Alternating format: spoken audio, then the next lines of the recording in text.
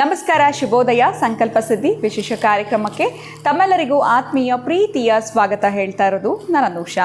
First time channel ವೀಕ್ಷಿಸ್ತಾ ಇರೋದು ಅಂದರೆ ಈಗಲೇ ಸಬ್ಸ್ಕ್ರೈಬ್ ಮಾಡಿ, ನಮ್ಮ ವೀಡಿಯೋಸ್ನ ಲೈಕ್ ಮಾಡಿ. ಇನ್ನು ಕಾರ್ಯಕ್ರಮ ವೀಕ್ಷಿಸ್ತಾ ಇರುವಂಥ ಹೊಸ ವೀಕ್ಷಕರಿಗೆ ನಿಮ್ಮ ಜೀವನದಲ್ಲಿ ಆಗ್ತಾ ಇರುವಂಥ ಸಮಸ್ಯೆಗಳು, ತೊಂದರೆಗಳು, ಕಷ್ಟಗಳಪ್ಪ ಎಲ್ಲ ರೀತಿಯಾಗಿರುವಂಥ ಪ್ರಯತ್ನಗಳನ್ನ ಮಾಡ್ತಾ ಇದ್ದೀವಿ, ಆದರೆ ಅದಕ್ಕೆ ಪ್ರತಿಫಲ ಸಿಗ್ತಾ ಇಲ್ಲ ಅಂತಂದರೆ ಖಂಡಿತ ಚಿಂತೆ ಮಾಡಬೇಡಿ. ಇವತ್ತೇ ಈಗಲೇ ನೀವು ಅಕ್ಷಯ ವೃಕ್ಷವನ್ನು ಬರ್ಮಾಡ್ಕೊಳ್ಳಿ. ಈ ನಿಮ್ಮ ಎಲ್ಲ ಒಂದು ಸಮಸ್ಯೆಗಳಿಂದ ಅತಿ ಶೀಘ್ರದಲ್ಲೇ ಹೊರಗಡೆ ಬರೋದಕ್ಕೆ ನಿಮಗೆ ಸಹಾಯ ಆಗುತ್ತೆ. ಇದನ್ನು ಹೇಗೆ ತರಿಸ್ಕೊಳ್ಳುವಂಥದ್ದು, ಇದ್ರ ಬಗ್ಗೆ ಮಾಹಿತಿಯನ್ನು ಪಡೆದುಕೊಳ್ಬೇಕು ಅಂತಂದರೆ ಸ್ಕ್ರೀನ್ ಮೇಲೆ ಸಂಖ್ಯೆಗಳು ಬರ್ತಾ ಇದೆ, ಕರೆಗಳನ್ನ ಮಾಡಬಹುದು. ಇನ್ನು ಕಾರ್ಯಕ್ರಮದಲ್ಲಿ ಸ್ಪಿರಿಚುವಲ್ ಗುರು ಡಾಕ್ಟರ್ ವಿಷ್ಣುದತ್ತ ಗುರುಜಿಯವರಿದ್ದಾರೆ. ಗುರುಗಳನ್ನ ಕಾರ್ಯಕ್ರಮಕ್ಕೆ ಸ್ವಾಗತಿಸೋಣ.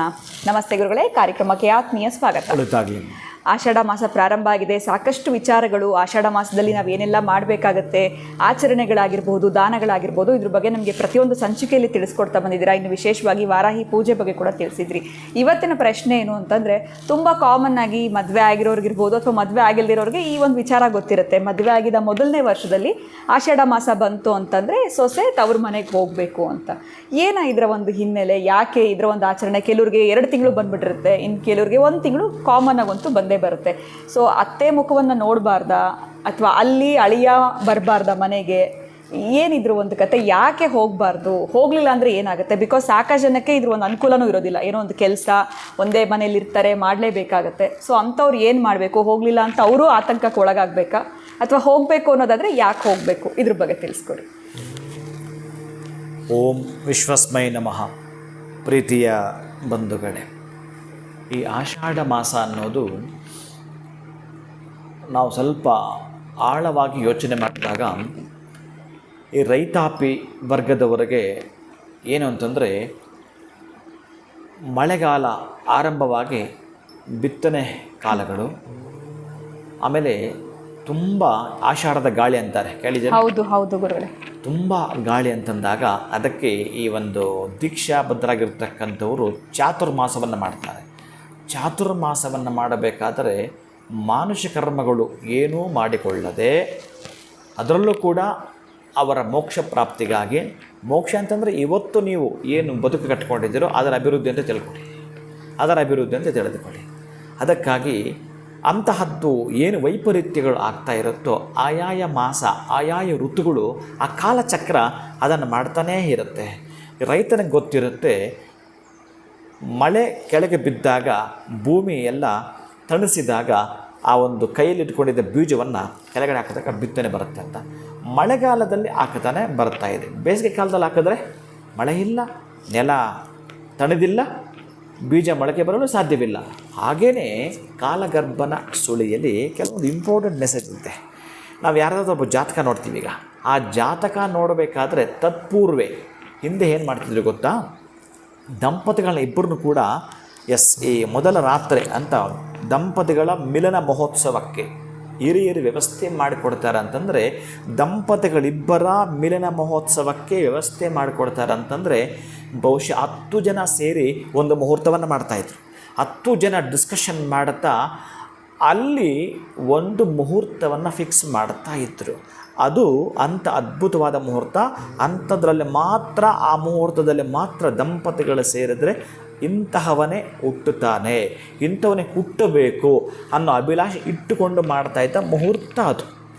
ಇಂಥವನೇ ಹುಟ್ಟಬೇಕು ಅನ್ನೋದು ಕೂಡ ಇಟ್ಕೊಂಡು, ಅಂದರೆ ರಾಜ್ಯ ಸಾಮ್ರಾಜ್ಯವನ್ನು ಆಳತಕ್ಕಂತಹ ವಿಕ್ರಮಾರ್ಜುನನು ಹುಟ್ಟಬೇಕು, ಸಕ್ರಮ ಕಾಲದಲ್ಲಿ ವಿಕ್ರಮ ಹುಟ್ಟಬೇಕು ಅನ್ನೋ ಅಂತಹ ಅದ್ಭುತವಾಗಿರ್ತಕ್ಕಂಥ ಮುಹೂರ್ತವನ್ನು ಕೊಟ್ಟು, ನಂತರ ಆ ಮುಹೂರ್ತ ಆದಮೇಲೆ ದಂಪತಿಗಳು ದೂರ ಇಡ್ತಾಯಿದ್ರು ಅಂತಂದರೆ, ಬಹುಶಃ ಇವರು ಮಿಲನ ಮಹೋತ್ಸವದಲ್ಲಿ ಪಾಲ್ಗೊಂಡಿರ್ತಕ್ಕಂತಹದ್ದು ಕನ್ಸೀವ್ ಅಂತ ಗುಡ್ ನ್ಯೂಸ್ ಬರೋ ತನಕ ಇವರು ದೂರ ಇರ್ತಾಯಿದ್ರು. ಬಹುಶಃ ಅದು ವಿಫಲವಾಗಿದೆಯಾ, ಇನ್ನೊಂದಕ್ಕೆ ಮುಹೂರ್ತ ನೋಡ್ತಾಯಿದ್ರು. ಒಂದೇ ಸಲ ಇದು ಕರೆಕ್ಟಾಗಿ ಜನ್ಮ ಲಗ್ನ ಪತ್ರಿಕ ಅಂದರೆ ಜಾತಕ.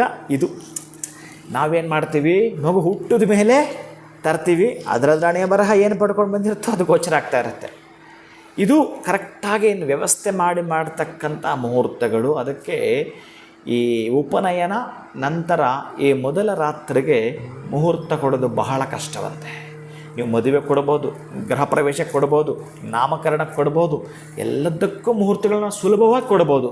ಈ ಎರಡಕ್ಕೆ ಮಾತ್ರ ಮುಹೂರ್ತ ಕೊಡಬೇಕಾದ್ರೆ ನಿಷ್ಠಾವಂತನಾಗಿ ಪ್ರಾಮಾಣಿಕ ಪ್ರಬುದ್ಧತೆಯಿಂದ ವೀಕ್ಷಣೆ ಮಾಡಿ ಒಂದಷ್ಟು ಜನ ಟೀಮ್ ಕೂತ್ಕೊಂಡು ಸರ್ಚ್ ಮಾಡಿ ಮುಹೂರ್ತವನ್ನು ಕೊಡತಕ್ಕಂತಹದ್ದು ಮಿಲನ ಮಹೋತ್ಸವಕ್ಕೆ ಇಂಥ ಮಗುವನ್ನು ತೋಡ್ತಾ ಇತ್ತು. ಆದರೆ ಅಂಥ ಮುಹೂರ್ತಗಳು ಯಾವೂ ಕೂಡ ಈ ಒಂದು ಆಷಾಢ ಮಾಸದಲ್ಲಿ ಇಲ್ಲ. ಮತ್ತು ದಂಪತಿಗಳು ಸೇರಿದ ಕಥೆ ಏನು, ಹುಟ್ಟು ಮಕ್ಕಳು ಹೇಗೆ ಹುಟ್ಟುತ್ತವೋ ಅಂತಹ ಮಕ್ಕಳು ಹುಟ್ಟು ಪ್ರಯೋಜನವಾದರೂ ಏನೋ, ಅದು ಒಂದೇ ಇಂಡಿಕೇಶನ್ ದಂಪತಿಗಳು ಆ ಮುಹೂರ್ತದಲ್ಲಿ ಸೇರಬಾರದು. ಹೊಸದಾಗಿ ಮದುವೆ ಆಗಿದ್ದರೆ ಅದಕ್ಕೆ ಅಣ್ಣ ಬಂದು ಆ ತಂಗಿನೋ ಅಕ್ಕನನ್ನೋ ತಮ್ಮ ಕರ್ಕೊಂಡು ಹೋಗೋದು, ಅಣ್ಣ ಕರ್ಕೊಂಡು ಹೋಗೋದು ತವ್ರ ಮನೆಗೆ ವಾಡಿಕೆ. ಇನ್ನು ಅತ್ತೆಗಾಗಲ್ಲ, ಸೊಸೆಗಾಗಲ್ಲ, ಯಾವತ್ತೂ ಆಗಲ್ಲ. ಆಷಾಢ ಮಾತ್ರ ಅಲ್ಲ, ಯಾವತ್ತೂ ಆಗಲ್ಲ. ಆಷಾಢ ಮಾಸದಲ್ಲಿ ಮಾತ್ರ ಕಿತ್ತಾಡಲ್ಲ, ಆಗಲ್ಲ. ಆ್ಯಕ್ಚುಲಿ ಇದು ಒರಿಜಿನಲ್ ಆಗಿದ್ದಂಥದ್ದು. ಆಮೇಲೆ ಇದು ಏನು ನಮಗೆ ತೋರಿಸ್ಕೊಡುತ್ತೆ ಅಂತಂದರೆ, ಸಣ್ಣ ಕ್ರಿಮಿಕೀಟಾದಿಗಳಿಂದ ಹಿಡಿದು ಆ ವಿಷವನ್ನು ಇಟ್ಕೊಂಡಿರ್ತಕ್ಕಂತಹ ಜಂತುಗಳೆಲ್ಲವೂ ಕೂಡ ಹೊರಗೆ ಬರ್ತಕ್ಕಂಥದ್ದು. ಬಹುಶಃ ಅಂತಹದ್ದಕ್ಕೂ ಕೂಡ ಈ ಮನೆಯಲ್ಲಿ ಅಥವಾ ಹೊರಗಡೆ ಕೆಲಸಗಳು ಮಾಡಲಿಕ್ಕೆ, ತೋಟದ ಕೆಲಸಗಳು ಮಾಡಲಿಕ್ಕೆ ಕರ್ಕೊಂಡು ಹೋಗ್ತಾರೆ. ಅಂಥವು ಯಾವೂ ಕೂಡ ಮಾಡಬಾರ್ದು, ನಿಷೇಧ ಮಾಡ್ತಕ್ಕಂಥದ್ದು ಕೆಲವಿದ್ದಾವೆ. ಅದಕ್ಕೆ ನಾನು ಚಾತುರ್ಮಾಸ ವ್ರತ ಅಂತ ಹೇಳಿದ್ದೆ. ನಿಮ್ಮ ವಾಹನಕ್ಕೆ ಸಿಲುಕಿ ಕೆಲವೊಂದು ಸಾಯ್ತವೆ, ಅದನ್ನು ಕೂಡ ತಪ್ಪಿಸಬೇಕು ಅಂತ. ಅದಕ್ಕಾಗಿಯೇ ಈ ಸನ್ಯಾಸಿಗಳು ಅವರವರ ಮಠಗಳಲ್ಲಿ ಉಳ್ಕೊಳ್ತಾ ಚಾತುರ್ಮಾಸ ವ್ರತವನ್ನು ಮಾಡುತ್ತಾರೆ. ವಿಶೇಷವಾಗಿ ಇಲ್ಲಿಂದ 4 ತಿಂಗಳ ಪರ್ಯಂತ ಮಳೆಗಾಲ.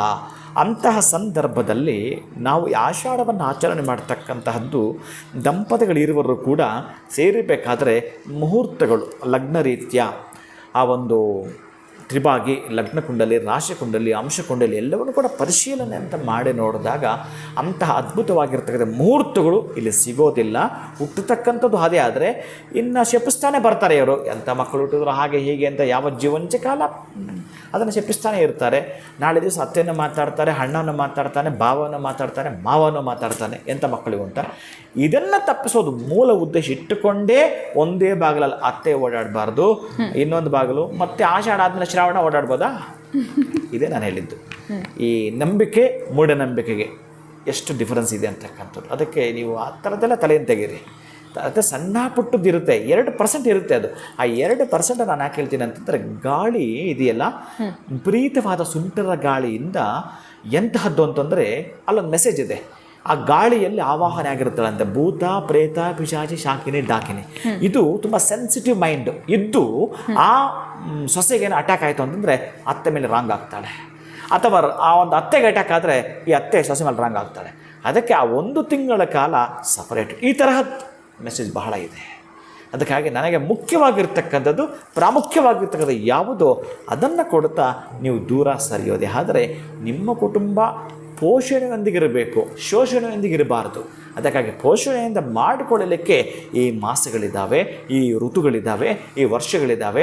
ಅದಕ್ಕೆ ಅದರ ಸಾರವಾಗಿಯೇ ನಾವು ನಡೀಬೇಕು, ಬಿಟ್ಟರೆ ಬೇರೆ ಅನ್ಯತಾ ಮೌಢ್ಯ ತುಂಬಿರ್ತಕ್ಕದ್ದು ಅಲ್ಲವೇ ಅಲ್ಲ. ವಿಜ್ಞಾನ ಯಾವುದೋ ಅದಕ್ಕೆ ನಮ್ಮ ಸುಜ್ಞಾನದ ಜೀವನ ಹೊಂದಿಕೊಳ್ಳೋ ರೀತಿ ಇರತಕ್ಕಂಥದ್ದು ಆಷಾಢ ಮಾಸದಲ್ಲಿ ಅನುಭವಿಸಬೇಕು ಅಂತಂದರೆ ಪೂಜೆ ಪುನಸ್ಕಾರಗಳು ಮನೆಯಲ್ಲೇ ಮಾಡಿಕೊಳ್ತಕ್ಕದ್ದು. ಅದಕ್ಕೆ ನಾನು ಈ ನವರಾತ್ರಿಗಳ ಬಗ್ಗೆ ನಿಮಗೆಲ್ಲ ತಿಳಿಸ್ಕೊಟ್ಟಿರ್ತಕ್ಕಂಥದ್ದು ಹಿಂದೆ ಅದೇ ಉದ್ದೇಶಕ್ಕೆ.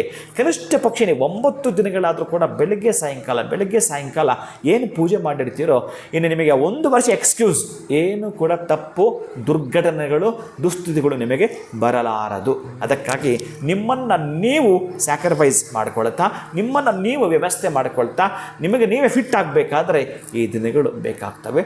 ಅಂತಹದ್ದಕ್ಕಾಗಿ ದೊಡ್ಡ ಮಟ್ಟದ ರೋಗ ನಿರೋಧಕ ಶಕ್ತಿಯನ್ನು ಹೆಚ್ಚಿಸಿಕೊಳ್ಳಲಿಕ್ಕೆ ಇರ್ತಕ್ಕಂತಹ ಮಾಸ ಅಂತಂದರೆ ಈ ಒಂದು ಆಷಾಢ ಮಾಸ. ಬೇರೆ ಅನ್ಯತಾ ಭಾವನೆ ಅಲ್ಲ, ಕೆಟ್ಟದ್ದು ಅಲ್ಲ, ಎಂಥದ್ದು ಅಲ್ಲ. ನೀವು ಅರ್ಥ ಮಾಡ್ಕೊಂಡ್ರೆ ಖಂಡಿತ ಗುರುಗಳೇ. ಸೊ ಮದುವೆ ಆಗಿದ್ದ ಮೊದಲನೇ ವರ್ಷದಲ್ಲಿ ಆಷಾಢ ಮಾಸ ಬಂತು ಅಂತಂದರೆ ಸೊಸೆ ಯಾಕೆ ತವ್ರ ಮನೆಗೆ ಹೋಗಬೇಕು ಅನ್ನೋದ್ರ ಒಂದು ಹಿನ್ನೆಲೆಯನ್ನು ತಿಳಿಸ್ಕೊಟ್ರಿ ಇವತ್ತಿನ ವಿಡಿಯೋನಲ್ಲಿ. ಬಹುಶಃ ಬೇರೆಯವ್ರಿಗೆ ಗೊತ್ತಿತ್ತೋ ಅನ್ನೋ ಗೊತ್ತಿಲ್ಲ, ನನಗಂತೂ ಈ ವಿಚಾರವಾಗಿ ಗೊತ್ತಿರಲಿಲ್ಲ. ಮದುವೆ ಆಗಿ ಇಷ್ಟು ವರ್ಷ ಆಗಿದ್ರು ಭಾಳ ಅರ್ಥಪೂರ್ಣವಾಗಿತ್ತು ನೀವು ತಿಳಿಸ್ಕೊಟ್ಟಂತಹ ಮಾಹಿತಿ. ಬಹಳ ಧನ್ಯವಾದಗಳು ತಮಗೆ. ನಮಸ್ಕಾರ. ಹರೇ ಶ್ರೀನಿವಾಸ. ಸೊ ಪ್ರತಿಯೊಂದು ವಿಚಾರವನ್ನು, ಪ್ರತಿಯೊಂದು ಪ್ರಶ್ನೆನ ಗುರುಗಳ ಮುಂದೆ ಇಟ್ಟರೆ ಅಚ್ಚುಕಟ್ಟಾಗಿ ಸರಳವಾಗಿ ನಮಗೆ ಅರ್ಥ ಹೇಗೆ ಮಾಡಿಸ್ಬೇಕು ಅಂತ ಉದಾಹರಣೆ ಸಮೇತವಾಗಿ ಗುರುಗಳು ಅರ್ಥ ಮಾಡಿಸ್ತಾರೆ. ಇವತ್ತಿನ ವಿಡಿಯೋ ತಮ್ಮೆಲ್ಲರಿಗೂ ಇಷ್ಟ ಆಗಿರುತ್ತೆ ಅಂತ ಭಾವಿಸ್ತಾ ಮತ್ತೊಂದು ಹೊಸ ವಿಚಾರದೊಂದಿಗೆ ತಮ್ಮನ್ನು ಭೇಟಿ ಮಾಡ್ತೀನಿ. ನಮಸ್ಕಾರ.